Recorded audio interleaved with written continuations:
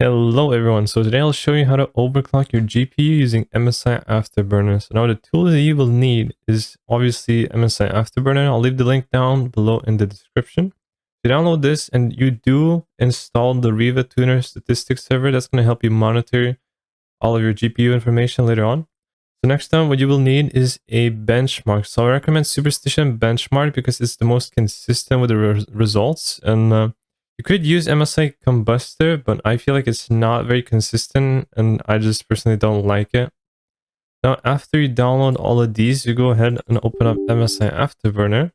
Now, you should be greeted with a screen like this. Of course, I have a profile already set, so I'm going to reset it. Now, the skin that I'm using, you can set your skin as well. You go to that setting cog and then you click on user interface. And the skin I'm using is MSI's Windows 11 skin. I think it's a dark version. Yep. You can set the skin so it's easier for you to follow. Now, what do you want to do first, right? So if you want to overclock and undervolt, I'd recommend setting only the power limit to the maximum. Of course, as you see, it's tied. So if you don't want it to be tied, you just unclick that. Now you go back to whatever it was. I think it was 83. You can also reset it and just feel like this. There you go. Now you click apply, right? So the power limit is going to let the card draw a lot more power than it needs to. So your overclock is going to be more stable and it's not going to be limited by the power. All right. So now what you want to do is you want to start with a core overclock. This is the juice right here. All right. This is what you want to start with. You want to start with plus 75 on the core clock. Just drag it. You can also use your arrow keys if you want to be more precise, or you can actually just enter in the amount and then click enter. Now, after you have an overclock, you want to click apply, right? And then you want to open up the Superstition benchmark. And now, it depends on what kind of card you have and how much VRAM you have, but you have to select one of these presets. And you have to select the one that uses the most VRAM you have available. So I have 8 gigabytes, so I'm going to use the 8K optimized. Now, if you have 6 gigabytes, you can use the 4K. If you have lower than that, you can choose any of these. All right, and then you just run the benchmark. Now, if the benchmark crashes or your PC freezes, that means the overclock is not stable. So you just restart your computer. You open MSI Afterburner back up and you decrease this value by 10 or 15. All right, now if it is stable and you get the results, right, you got to watch out for the temperatures that it's going to show. And you got to watch out for the results, right? So I'd recommend writing down every single result you get so you know how much you improve. So after it's stable, you can add either 10 or 15 more megahertz. So if it was 75, I'd go to like 85 for 10. You click apply and then you click run again. Now, if it's still stable, you can just keep going up by 10 and 15 until you find a value where it crashes the benchmark or where your PC freezes, right? So at that point, you want to go 10 or 15 back. You want to run the benchmark again, make sure it's stable. And now you can move on to the memory. Now the temperature limit, I don't really like to mess with that because I actually undervolt and overclock a little bit. So I like my GPU running cool. So it's running at around 70 Celsius on load, which is really, really good. So for memory, you want to start on plus 200. Drag that. There we go. Then again, you click apply. And you run the benchmark, right? Now, after all this is done, you want to make sure you save the profiles. You click save. And then click one of these numbers, right? So save on 2. Okay. So now if I click 2, it's going to save it, right? If I click reset, I click on 2. Bam. There's the profile.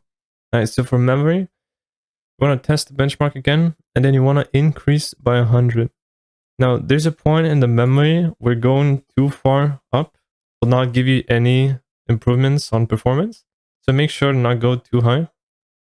Now, if it doesn't crash and it's stable at whatever value you had it to, just leave it there. Now, I had it on 550, which is the max for my card. So 550 is around 11 gigabit. So that's 11 gigahertz on effective data rate, which is the max stable overclock for my GPU. Now on the core clock, to undervolt, I think there was a button here. I don't remember what it was. So you click curve editor, right? Or you can do Control F on your keyboard to open up the curve editor. Now here, you can undervolt and overclock your GPU. The stable voltage for my GPU, I think is 975, but I do recommend starting at 950. So all you do is just click this little dot and you drag it up, right? The safest for me would probably be a little bit lower than that. I think it would be 1962 or something like that. So if you drag it where you want it to be, don't drag it too far up, right? Don't drag it above these values. Now, once you're done with that, you hold shift, you click, then you drag, right? And then you click shift and then enter and enter again, right? Sometimes it doesn't work. I don't know why. You click shift like that and bam, it straightens out the line, right? So before you close this window, you click apply, right? Bam, the overclocks and undervolt is now applied. So you run another benchmark. Now keep in mind of the temperatures so it doesn't get too high. Now you might want to set a custom fan curve. So how you do it is you go here, click the settings, and then you click on fan. You click on enable user defined software. Now this is not a default fan curve. This is my custom one. You can also copy it if you want. It's at 50, and then it's at 70 when it's at 75. Right, so when it's at 70 Celsius, the fan spins at 75 speed. And then when it's at 80, it spins at around 100. All right, so you want to keep these temperatures relatively nice. So I'd say if it's like at 70 or 80 and your graphic card's max temperature is like 90 or something, you can leave the speed a little bit lower if you want.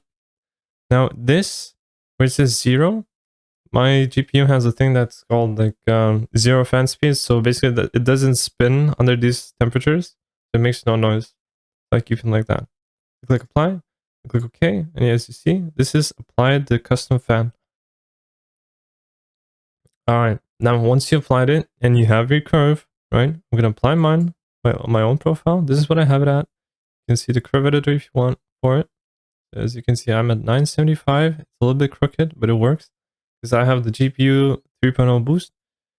Now I click apply, and then you run the benchmark again, and then you see the results, check the temperatures, and well, if you're happy with anything, you click on save, you click on profile, then you click this button. So what this button does is going to apply your overclock at Windows startup. So you don't have to go into MSI Afterburner every time you open Windows. It's going to automatically apply the overclock.